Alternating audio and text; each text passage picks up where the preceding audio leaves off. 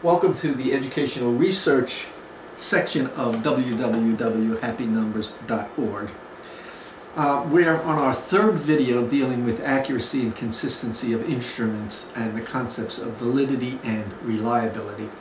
We've looked at the four types of validity and we've looked at four types of reliability, and now we're going to look at inter-observer reliability, the concept of inter-observer reliability. In research, especially where there is direct observation of behavior, whether it's someone observing a student or a group of students, or someone observing a teacher teach and the procedures that she is using, the inter-observer and procedural reliability are very important concepts, and any research that is using direct observation of students or teachers should always report on inter-observer reliability. And if what is being observed is a procedure, let's say a teaching procedure, then there should be procedural reliability that are reported also. And inter-observer and procedural reliability are not reported in terms of a reliability coefficient, but they're just generally reported in terms of a percentage, which makes it very similar and easy to understand.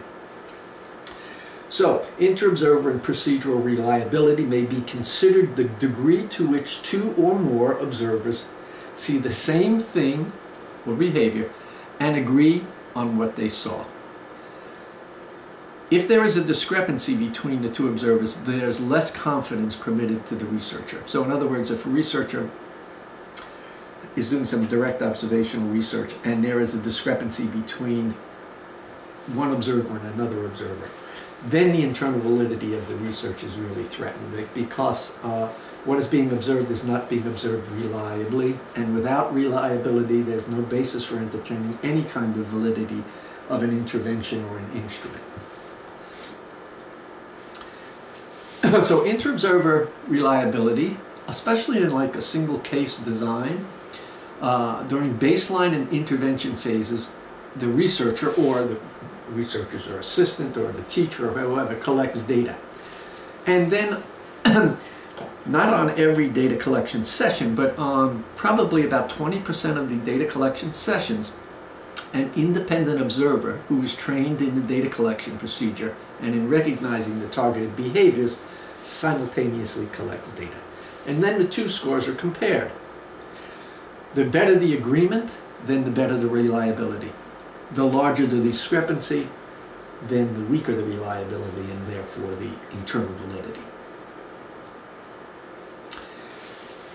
Now, there is a video about data collection procedures based on time and based on events.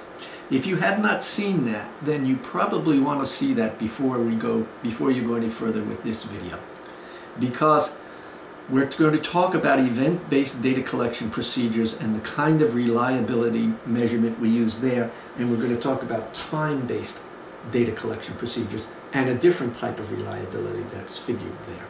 So if you're not clear on that, you'll want to see the data collection based on time and based on occurrence first.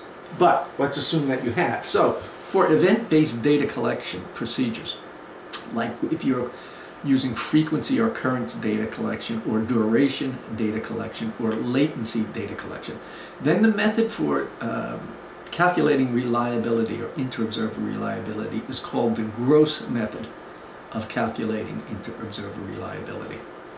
So when two observers record during the same observation, the agreement between their data is typically obtained by dividing the smaller number of occurrences of the behavior by the larger number of occurrences of the behavior. So gross inter-observer reliability is the smaller number of occurrences of behavior divided by the larger number. And I'll show you what that looks like. That may just... Okay, so here's a data collection procedure that went on. Now up here is the actual true reality of the event. So let's say we're looking at a student, and the student engaged in a behavior 20 times. That's here. This is the reality right up there. There's 20 T's there. Now, observer number one saw the behavior 1, 2, 3, 4, 5, 6, 7, 8, 9, 10 times. 10 times. And observer number 2 recorded the behavior as occurring 1, 2, 3, 4, 5, 6, 7, 8, 9, 10, 15 times. So observer number 1 saw it 10 times, observer number 2 saw it 15 times. So to calculate the gross inter-observer reliability, we have the smaller number, 10, divided by the larger number, 15. And 10 divided by 15 is actually the fraction 2/3, and 2/3 is 66.6%. So the gross inter-observer reliability score between these two observers was 66.6%. The smaller number of behaviors recorded divided by the larger number of behaviors recorded. Well, let's give you a chance to do this. Okay, here is the reality. There were 20 behaviors that occurred. Here's what observer number 1 saw. Here's what observer number 2 saw. Put the video on pause and go ahead and calculate the gross inter-observer reliability percentage, which is the smaller number divided by the larger. Then turn it on and we'll have the computer calculate.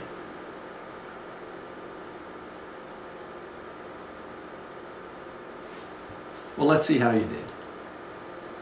How many would we have up here? 2, 4, 5, 6, 7, 8, 9, 10, 11, 12. And is it 16 at the bottom?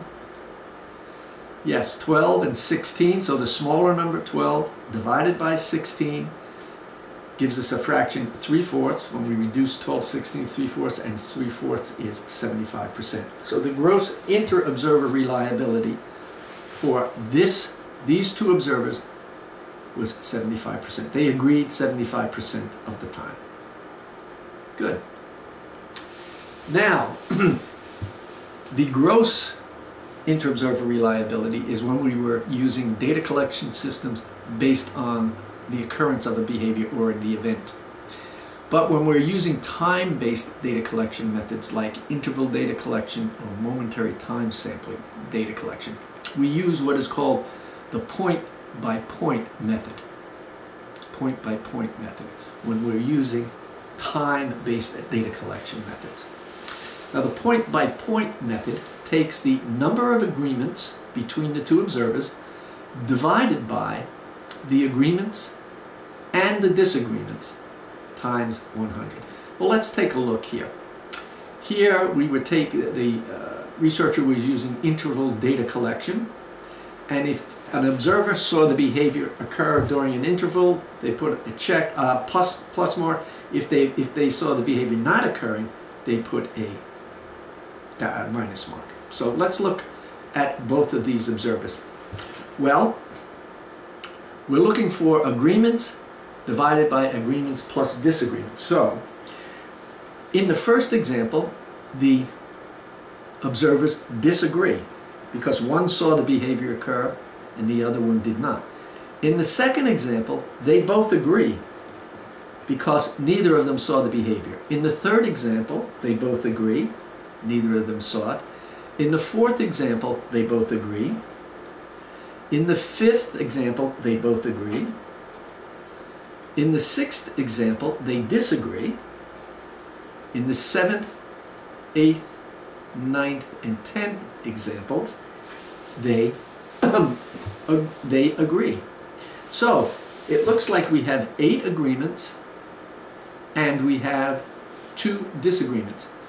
So if we calculate the reliability, we would have 8 agreements divided by the number of agreements plus disagreements, which is 10, times 100.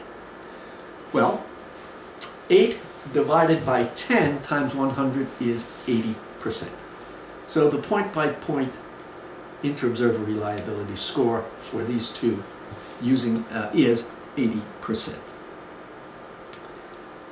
Okay, that's an example of point-by-point. Now we're going to give you a chance to do some work. I have two observers here. This is observer 1, and there's 20 possible observations.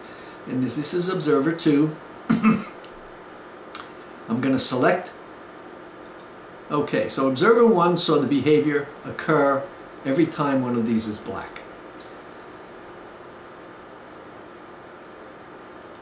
And observer number 2 saw the behavior occur every time one of these are black.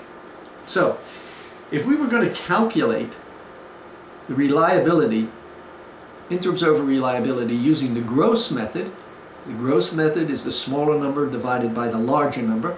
Well, let's count. We have 1, 2, 3, 4, 5, 6, 7, 8 on the top. And 1, 2, 3, 4, 5, 6, 7, 8 on the bottom. So if we divided 8 by 8, we would get a perfect 1. A perfect 1. Now, if we were using the point-by-point method, well, the number of agreements. So for the first case, there was agreement. For the second case, there was agreement. For the third case, no. Fourth case, yes. Fifth case, yes. Sixth case, yes. Seventh case, no. Eighth case, no. Ninth case, yes. 10th case, no. 11th, no. 12th, no. 13th and 14th case, yes. 15th, no. 16th and 17th, yes. 18th and 19th, yes. And 20th, no. So I think I have 12 agreements divided by 20 times 100. Let's see. Well, we get 12 divided by 20 would be 3/5, and 3/5 would be 60%. Actually, this is 0.6, but it should be 60%. Well, good. So now, I'm going to allow you to calculate. I'll select the occurrences of behavior on the first. There it is on the first.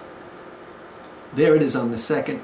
See if you can now figure out the gross method, the inter-observer reliability using the gross method, and then using the point-by-point method.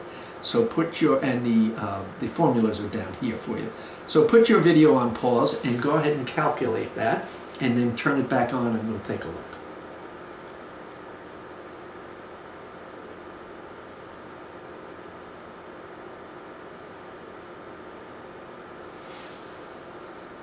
Well, let's see how you do. We'll have the machine do it. If you use the gross method, you should have gotten 0.77, and then you could have rounded it off. And if you use the point-by-point, actually, it should probably be, what, 30% instead of 0.3? Oh. Well, excellent. Well, good. Well, so that's the two types of inter-observer reliability, the gross method and the point-by-point method. And one other point here. If, let's suppose we have a teacher who is implementing a reading program, a special, like the scripted reading programs that they use in direct instruction or something like that. Well, if you are observing that teacher, you should have be able to follow along with the script and check off whether that teacher is following the protocol as it's supposed to be. And the closer that the teacher is following that protocol, that's called procedural reliability. And it's very important when doing research, when you're examining a procedure, or you're looking at the effectiveness of a procedure, that there be procedural reliability. Well, good. That's inter-observer, and by the way, procedural reliability is reported as a percentage also. And it would be the number of times that the person followed the script as opposed to the total number of behaviors that were involved in the entire script. If there were 10 behaviors in the script and the participant displayed 8 of them, then it would be 8/10, and 8/10 would be 4/5, which would be 80% would be their procedural reliability. So it would be just like the gross method of inter-observer reliability, smaller number divided by the larger number. Excellent. Well, again, remember, in looking at research that uses direct observation, whether it is students that is being observed or teachers performing a procedure that is being observed, that research should address in their reporting of the research how they took care of inter-observer or procedural reliability. Thank you very much. I appreciate it. See you next time.